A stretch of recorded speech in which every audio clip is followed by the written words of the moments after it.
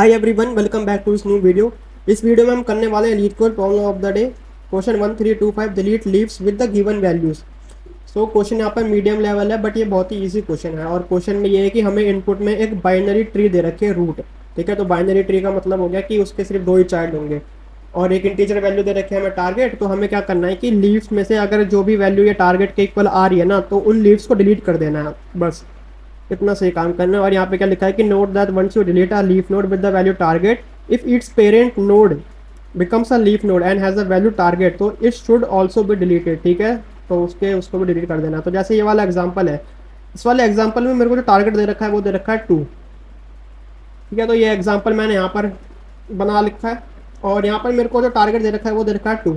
तो मैं क्या बेसिकली क्या कर सकता हूँ कि मैंने सबसे पहले रूट पे चेक करा कि क्या मेरा 2 के इक्वल आ रहा है। ठीक है, और यहाँ पे मेरे को बेसिकली तीन चीज़ें चेक करनी है।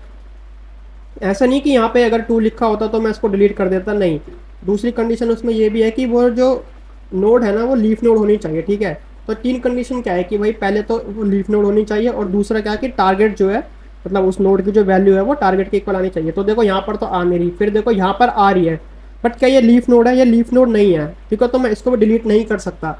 लीफ नोड की कंडीशन तो वही होती है कि लेफ्ट मेरा नल होना चाहिए और राइट भी नल होना चाहिए। उसके बाद जब मैं इस वाली नोड पर आया तो इस पर मैंने देखा कि यार इसका लेफ्ट भी नल है, राइट भी नल है, और इसकी जो वैल्यू है ना वो टारगेट के इक्वल आ रही है। तो मैं क्या करूँगा, मैं इसको कर दूंगा यहाँ से डिलीट। और डिलीट में कैसे करूँगा कि जो मैं अपना रिकर्सिव फंक्शन लिखूंगा ना, तो बेसिकली यहाँ पर ट्री में मैं रिकर्जन का यूज़ करता हूँ मोस्टली। और हम जो है यहाँ पर रिकर्सिव फंक्शन जो लिखेंगे ना, उसमें मेरे को जो रिटर्न कराना होगा ना वो मैं रिटर्न कराऊंगा नल।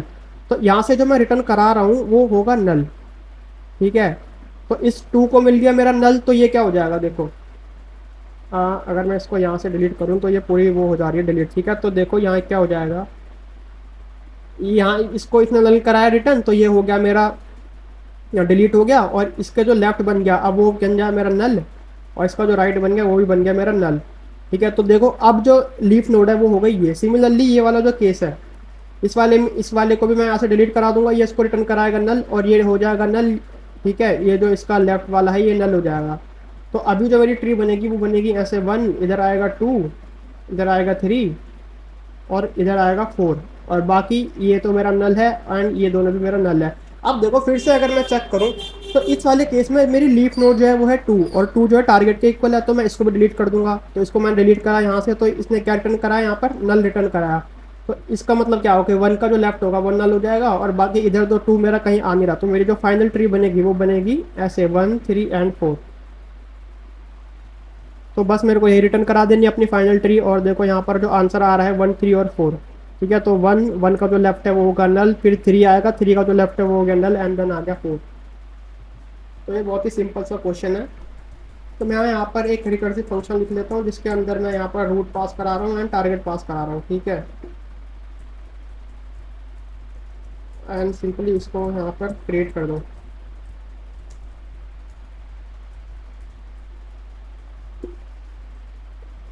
एंड यहीं से इसको कॉपी करके मैं इधर पास करा देता हूँ। ठीक है, तो यहाँ पर एक चीज़ क्या हो सकती है, एक एज केस मैं लिख रहा हूँ यहाँ पर कि भाई अगर, ऐसे एज केस तो नहीं कह सकते इसको, इसको बेस केस कह दो आप। ठीक है, तो बेस केस क्या होगा कि भाई मेरा रूट जो है वो हो जाए नल। तो उस केस में मुझे रिटर्न क्या करना है, रूट रिटर्न करना है। ठीक है, अब मैं क्या करूँगा कि लेफ्ट कॉल मारूंगा। ठीक है, लेफ्ट कॉल के लिए क्या हो सकता है कि रूट का जो लेफ्ट होगा, रूट का जो लेफ्ट होगा वो क्या होगा, सॉल्व कर लो रूट का लेफ्ट में, और टारगेट तो एज इट इज रहेगा। ठीक है, सिमिलरली राइट की कॉल मार दो यहाँ पर, तो ये हो जाएगा मेरा रूट का राइट एंड सॉल्व रूट का right and target. Okay, now अब मेरे को क्या करना है, यहाँ पे जो चेक कंडीशंस है वो लगा देनी है। तो चेक कंडीशन क्या है, सबसे पहले कि भाई मेरा ये जो रूट आ रहा है ना, रूट का जो लेफ्ट है जो कि यहाँ से आएगा, रूट का जो लेफ्ट है वो होना चाहिए नल। ठीक है, ये कंडीशन मैं लिख रहा हूँ लीफ नोड की। तो लीफ नोड में क्या है कि लीफ नोड का लेफ्ट मेरा नल होता है एंड देन मेरा रूट का राइट है वो भी मेरा नल होता है। और एक तीसरी कंडीशन जो मैंने बताई थी कि ये जो मेरी रूट है इसकी वैल्यू इक्वल्स टू टारगेट होनी चाहिए। तो अगर ऐसा है तो मैंने क्या बताया था कि रिटर्न क्या करना है, मेरे को नल करना है रिटर्न। ठीक है।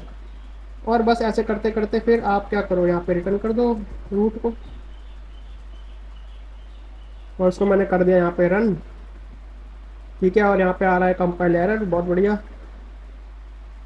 कंपाइल एरर क्यों आ रहा है यहाँ पे, क्योंकि यहाँ पर मेरे को लिखना था रिटर्न। ठीक है, और इसको कर दो रन।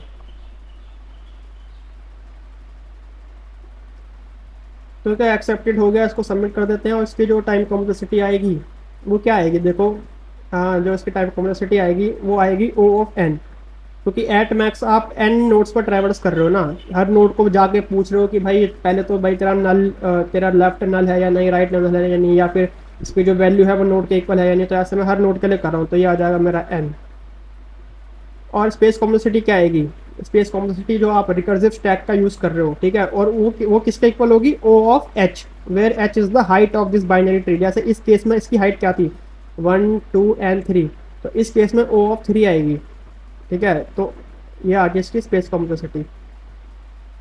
ठीक है, काफ़ी इजी क्वेश्चन था ये। तो आज की वीडियो में बस इतना ही। वीडियो अच्छी लगी तो वीडियो को लाइक कर देना एंड चैनल को सब्सक्राइब भी कर देना। Thank you.